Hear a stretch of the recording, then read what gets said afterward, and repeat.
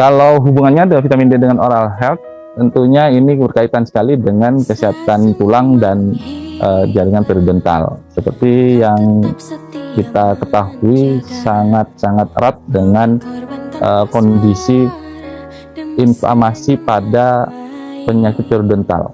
Vitamin D sendiri memiliki aktivitas sebagai antiinflamasi sehingga menghambat mediator inflamasi dan meningkatkan autofagi aktivitas pada jaringan periodontal. Dan yang menarik adalah dimana kalau pasien-pasien dengan kondisi vitamin D yang rendah itu ternyata respon pada perawatan periodontal baik non terapi periodontal atau yang sendiri itu menjadi lebih rendah. Dan memang dari penelitian, dari systematic review dikatakan bahwa pada periodontitis yang kronik itu ternyata memiliki vitamin D yang rendah dibandingkan normal, dan sudah menjadikan salah satu faktor risikonya selain faktor-faktor risiko lain seperti genetik, adanya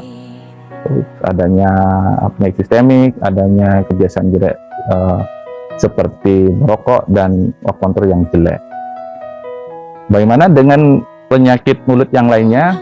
Dari beberapa jurnal yang saya baca, saya menemukan beberapa penyakit berikut berhubungan dengan kondisi vitamin D defisiensi, seperti RAS, DSET, periodic fever, atau stomatitis, pharyngitis, adenositis ya, saya lupa ininya, Sjogren syndrome, oral cancer, oral candidiasis, OLP, dan herpes infection dan HIV. Mudah-mudahan ini tidak mengecewakan karena beberapa data yang saya tampilkan mungkin baru tahap penelitian-penelitian cross-seksional, dan sangat sedikit sekali penelitian-penelitian yang sudah sampai ke randomized control trial dan sampai menerbitkan suatu rekomendasi. Pasti dokter-dokter bertanya, terus berapa sih dosis vitamin D yang bisa kita pakai? Itu saya terus terang tidak bisa jawab karena saya mencari terus sampai sekarang belum banyak yang melakukannya untuk penelitian-penelitian vitamin. Memang ada di OLP, nanti saya sampaikan, di mana di situ sudah ada beberapa yang meneliti tentang pemberian suplemen vitamin D pada OLP. Yang pertama pada RAS. RAS ini penyakit yang umum sekali kita hadapi, baik dokter gigi umum maupun spesialis. Dari penelitian-penelitian yang dilakukan ada 5 ternyata yang di situ memiliki kualitas sesuai dengan standar dari Systematic Review Pak Prisma.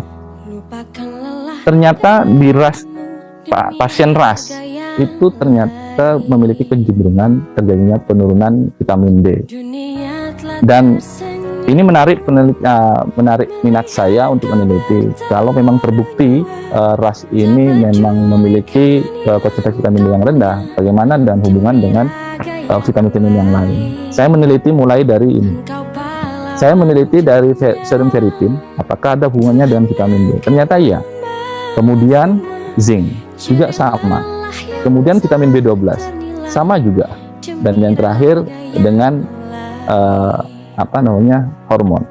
Dan apa yang saya dapatkan, hampir semua pasien dari penelitian saya menunjukkan kadar vitamin D yang rendah di dalam darah. Saya tidak menggunakan saliva karena memang waktu itu saya tidak menemukan bukti yang konsisten terhadap pemakaian saliva sebagai metode untuk memeriksa vitamin D. Kemudian ini yang tadi periodic fever, stomatitis, pharyngitis, adenitis, di mana di sini juga dikatakan ada korelasi negatif antara vitamin D ya dengan defisiensi. Kemudian dengan suplementasi ternyata juga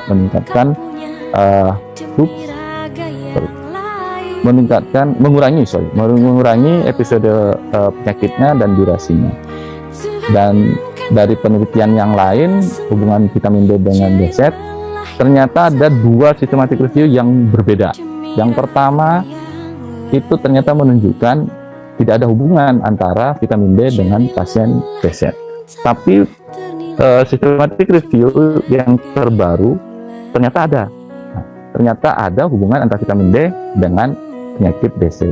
Cuman memang ada rekomendasi di situ perlu penelitian lebih lanjut tentang hubungan antara vitamin D dan BC. Dan bagaimana bisa terjadi kebanyakan penyakit-penyakit autoimun dikatakan berhubungan dengan kondisi vitamin D yang rendah itu karena adanya polimorfisme dari vitamin D reseptor. Bagaimana dengan vitamin D dengan Sjogren? Saya juga mencari beberapa jurnal, tapi saya tidak menemukan yang berhubungan dengan logam mulut. Tapi di sini dikatakan vitamin D ini ternyata berhubungan dengan karena Sjogren sendiri ini ada tiga hal. Di situ ada eyes, kemudian dry mouth, ya, dan pembengkakan kelenjar saliva. Ternyata ini ada kecenderungan di situ vitamin D dengan keparahan pada simptom pada mata pada Sjogren.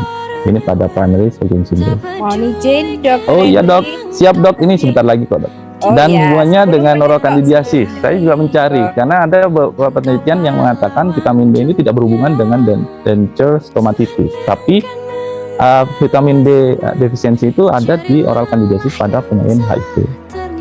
Dan pada HIV sendiri ini sudah ada penelitiannya dan ada systematic review. Di situ dikatakan bahwa suplementasi vitamin D itu akan meningkatkan peningkatan jumlah sel CD4.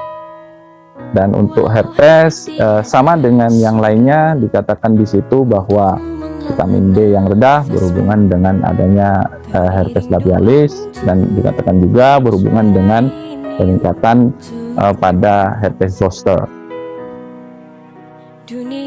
Ya, ini yang menarik mungkin yang saya sampaikan tadi. Yang paling banyak memang penelitian tentang vitamin D di oral lichen planus. Banyak sekali penelitian mengatakan bahwa pasien OLP ini memiliki vitamin D yang rendah. Dan ternyata dengan memberikan suplemen vitamin D pada pasien OLP bersama dengan steroid itu ternyata memberikan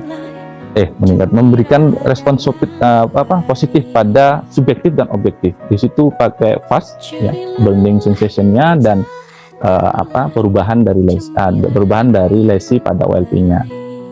Dan dikatakan juga bahwa kemungkinan hubungan vitamin D dengan OLP ini juga berkaitan dengan adanya polimorfisme pada vitamin D reseptor. Dan ini yang saya sampaikan tadi, ini yang terbaru. Saya dapatkan beberapa hari yang lalu setelah saya baca-baca, ada penelitian menggunakan saliva untuk melihat status dari vitamin D di OLP. Dan ada hubungan di situ antara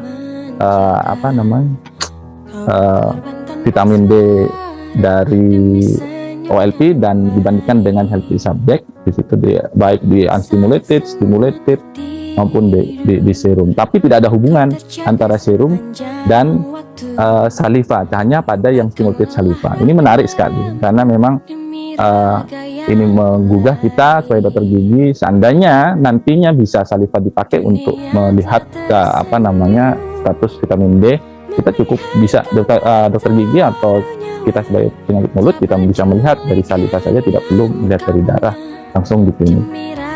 Baik, dengan oral cancer ini mungkin Prof. Fahmi yang lebih paham. Yang jelas dari yang saya baca, vitamin D ini memiliki antiproliferatif dan menghambat angiogenesis dan menghambat metastasis dan menginduksi apoptosis, sehingga dikatakan vitamin D sangat penting untuk pasien-pasien oral cancer.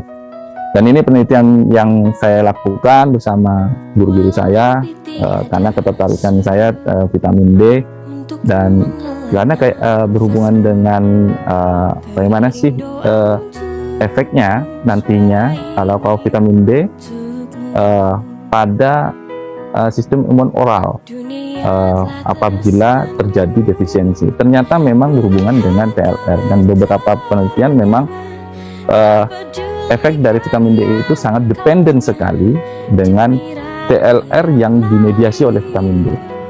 Jadi vitamin D ini akan meningkatkan respon imun kita karena akan meningkatkan sekresi dari antimikrobial peptide pada oral mukosa, sehingga itu menghambat respon inflamasi di dalam rongga mulut. Yang selanjutnya saya mencoba mencari juga manfaat vitamin D di COVID, dan saya dapatkan apa yang sudah kita dapatkan. Memang iya, vitamin D itu memiliki efek imunomodulator dan mengurangi kerentanan dan keparahan infeksi. Tetapi perannya di SARS-CoV itu masih belum tahu, karena memang penelitiannya masih, sampai sekarang saya baca beberapa penelitian masih ada yang langsung pada pasien COVID yang jumlahnya mungkin tidak terlalu besar, hanya pada beberapa hospital.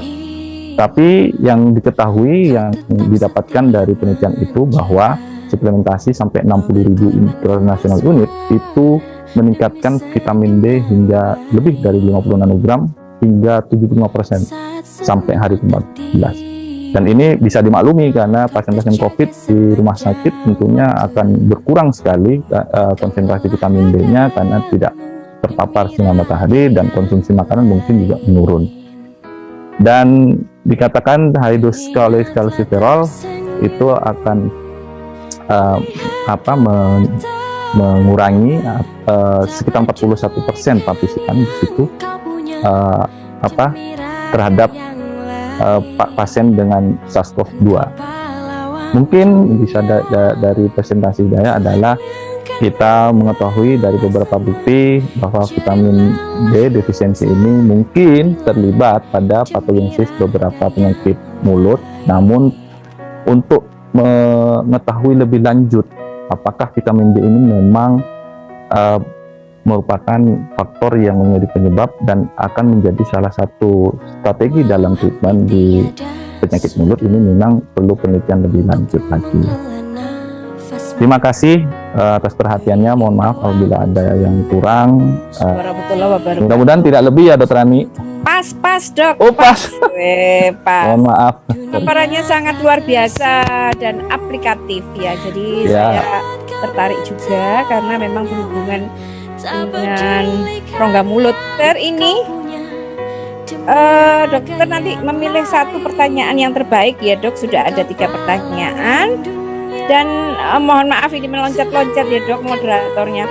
Tadi yang 2 pertanyaan terbaik oleh Dokter Desi dengan keterbatasan pemeriksaan penunjang, dan Dokter Iin Heldayani reaktivasi jadi 4 macam. Ini ada dari Niken Larasati menanyakan, selamat sore dok, saya dengan Niken, mohon izin bertanya, bagaimana dengan pasien autoimun SLE systemic lupus erythematosus yang harus membatasi paparan sinar matahari?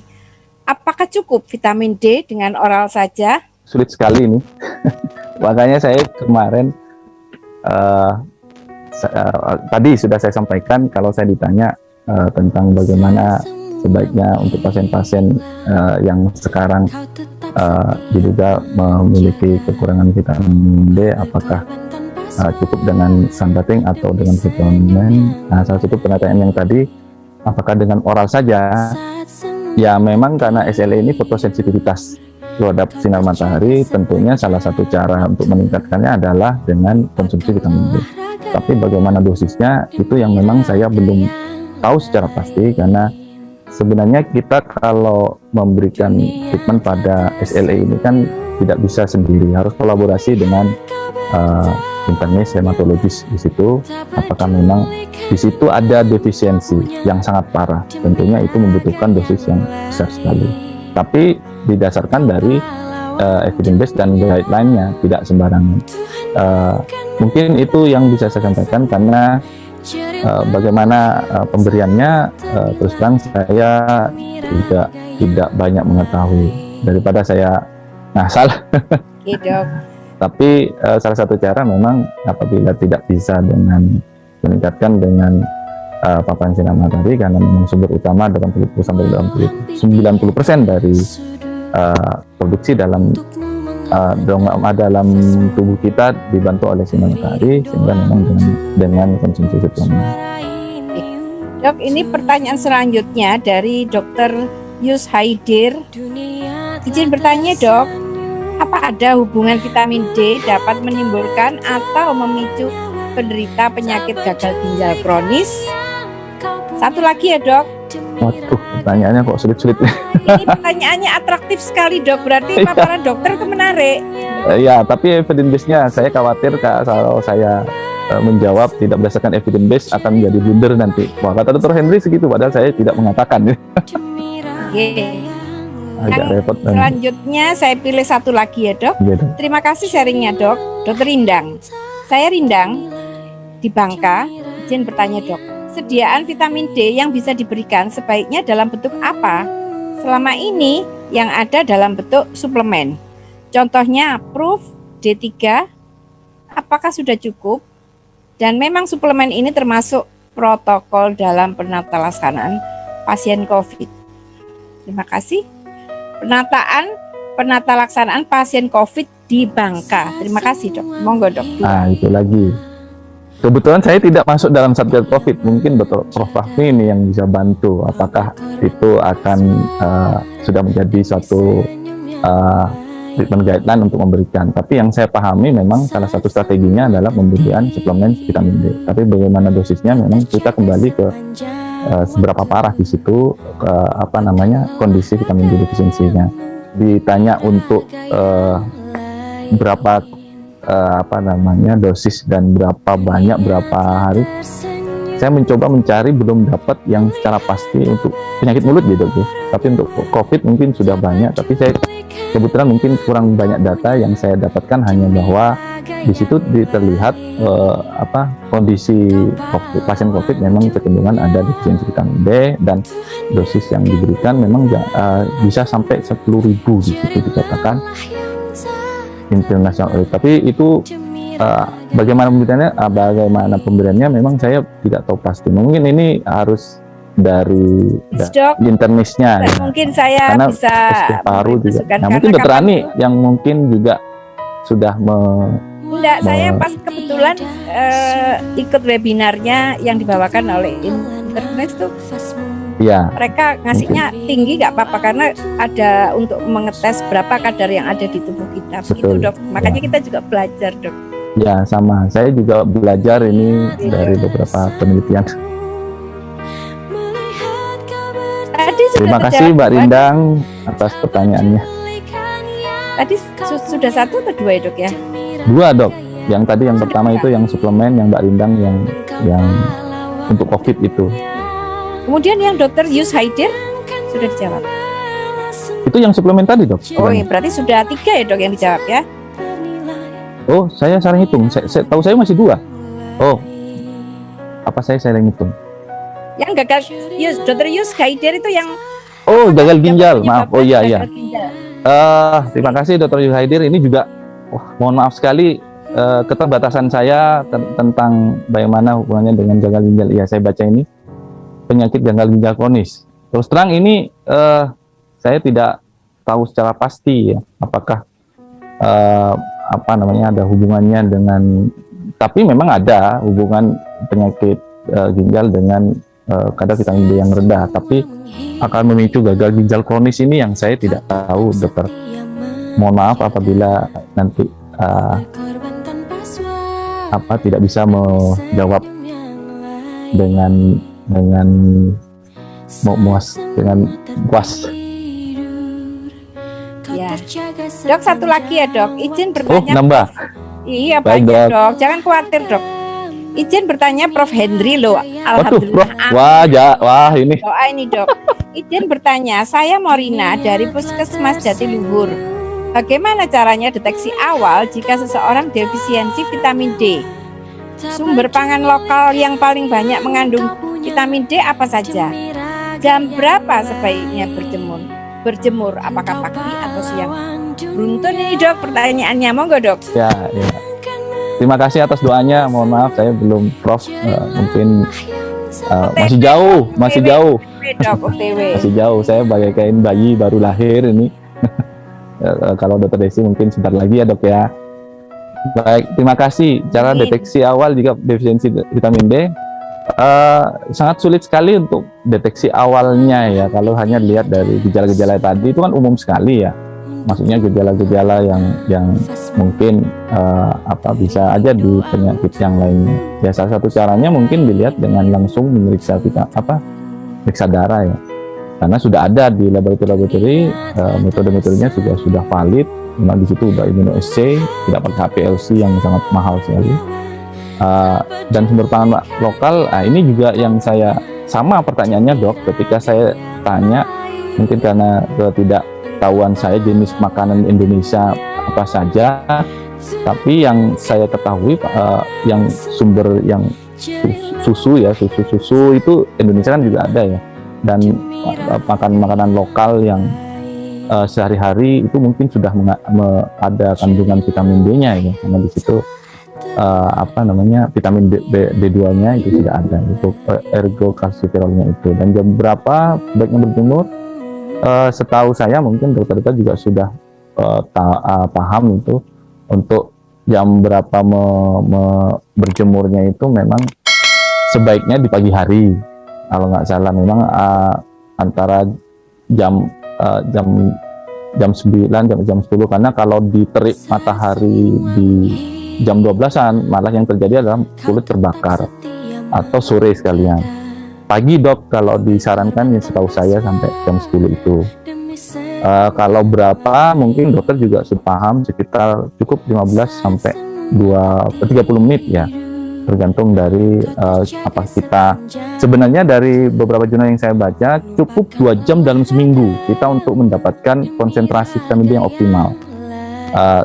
Jadi mungkin dokter-dokter yang berjilbab, waduh ini gimana saya berjilbab? Tidak apa-apa dok, cukup yang dikenakan telapak tangan dan raut wajah itu sudah cukup sebenarnya. Jadi tidak perlu, kalau kita lihat di media-media sosial itu sampai ada yang telanjang seperti turis di pantai, sebenarnya tidak perlu. Cukup dengan raut wajah, muka kita dan telapak tangan atau tangan kita itu sudah bisa menjamin vitamin D dalam tubuh kita itu dalam kondisi yang normal. Mungkin itu saja dok yang bisa saya sampaikan. Ya dok, lagi dok, bonus tambah lagi dok. Ini kebetulan dokter Israyani. Wah iya, ini beliau kan memang harus konsumsi vitamin D terus karena beliau memang sedang ini membutuhkan. Pertanyaan dokter Isra, saya cuman bingungnya ini untuk kasus apa ya dok ya. Kalau memang untuk kasus defisiensi, menurut saya selama itu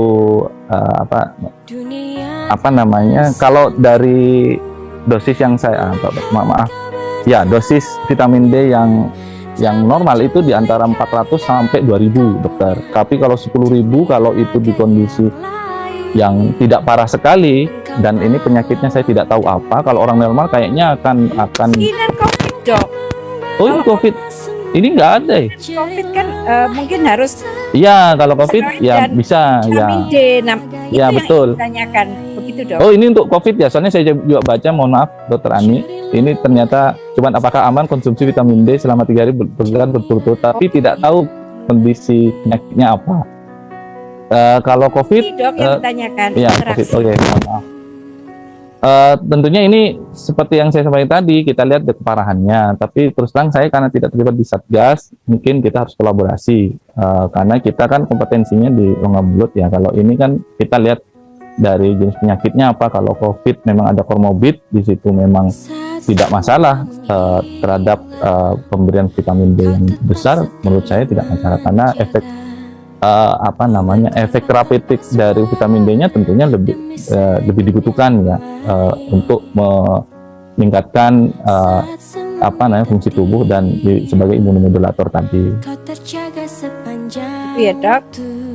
Mungkin Prof. Rahmi bisa menambahkan. Di D3 konsumsi untuk COVID memang pernah kita diskusikan juga waktu itu sama Satgas ya, tetapi sama Satgas ID kebetulan. Jadi modality treatmentnya berawal dari kondisi yang normal use, yaitu 400 sampai 2000, setuju. Tapi pada kasus-kasus tertentu di mana kondisinya akut, mungkin kondisinya pada saat pasien itu terdeteksi kanker, terdeteksi kemudian depresi, kemudian dia juga pada COVID ini peningkatannya memang bisa 10.000. Cuman 10.000 yang harus di notice adalah efek sampingnya yang memang cukup agak adalah, maksudnya ada efek sampingnya. Saya nggak spesifik itu metodenya apa. Jadi penggunaannya kalau 10.000 itu 30 hari lalu stop. Lalu stop selama 3 bulan. Kalau saya tidak salah ya ininya ya. Mohon maaf kalau salah bisa dikoreksi. Yang 10.000 itu maksimum sebulan, kemudian berhenti 3 bulan. Kalau saya diskusi selanjutnya rekomendasinya memang diberikan yang normal use, artinya yang 2.000 seorang per hari, karena ini COVID itu tergantung atau kembali kepada ininya ya, daya tahan masing-masingnya, responnya masing-masing, plus juga ada suplemen-suplemen yang lain yang dia saling mempunyai efek sinergistik gitu. Jadi kita juga tidak membebani organ tubuh kita, plus juga memang pemanfaatannya diharapkan bisa bersinergisme dengan suplemen lain serta obat-obatan yang lain. Menurut saya begitu. Masih ada waktu 5 menit, Dok. Selama saya bisa menjawab, saya Iya, mencoba menjawab gitu. Coba ya, Dok. Oh, ini tadi sudah ya, jam berapa sudah. Ini, Dok, mungkin ya ada hubungan dengan rongga mulut. Dari Dokter Ati, alumni Bontang, Dok.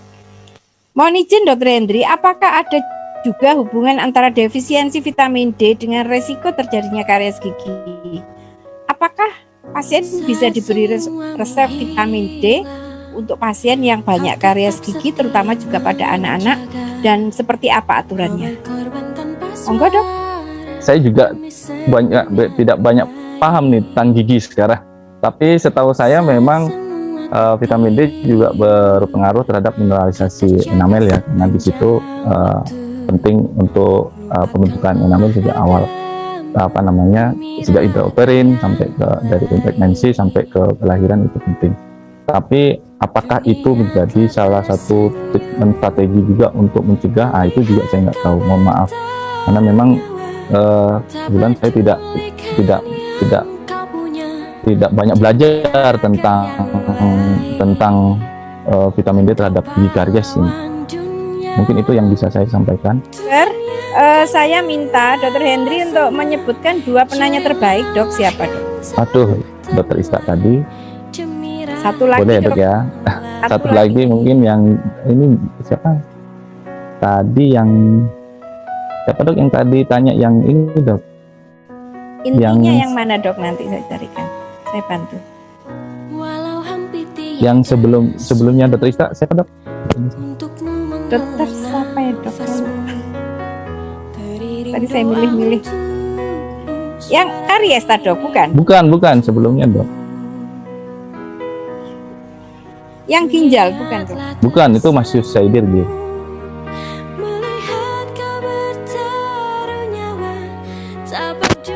Saya lupa. Banyak yang belum. Nainggolan Pak ya? Iya, itu mungkin. Ini udah ketutup ya? Yang bangka itu tadi, Dok. Apa itu ya, Dok? Terima kasih. Diberikan sebaiknya dalam bentuk apa? Itu bukan, Dok? Betul. Oh ya, Dok. Yang SLE Pak, kalau nggak salah. Itu, Dok. Ya, yang SLE apa lah ya? SLE bukan itu, Dok. Lain lagi kalau gitu. Yang SLE ya? Iya, yang SLE, ya betul. Siap ya. Yang SLE berarti yang SLE itu berarti ini, Dok. Itu pertanyaan nomor 2 kalau nggak salah kan. Niken Larasati, Dok. Ya, itu. Pokoknya yang SLE yang saya ingat vitamin D dengan oral saja gitu. Terima kasih. Yang hubungannya dengan matahari tadi, Dok. Betul, Dok. Kontraindikasi, siap, Dok. Terima kasih. Baiklah, paparan ini betul-betul sangat menarik dan kita banyak yang tidak tahu ya ternyata, Dok. Kita harus belajar dan belajar terus, itu masih tetap ya, Dok ya. Baiklah, untuk acara yang terakhir, para peserta jangan keluar dulu karena masih ada surprise, masih ada pengumuman. Dan ini atas permintaan pembicara Prof. Rahmi untuk peserta